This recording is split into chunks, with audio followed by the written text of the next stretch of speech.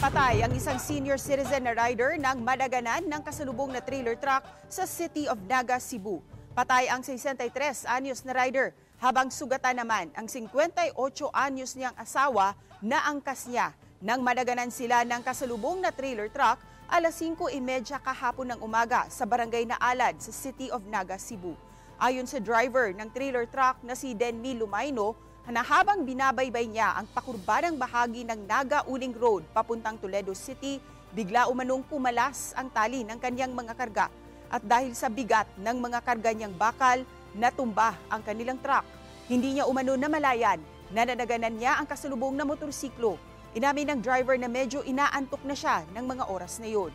Hindi pa nakuhana ng pahayag ang pamilya ng mag-asawang biktima. Medyo panyod kami sa Pulaw.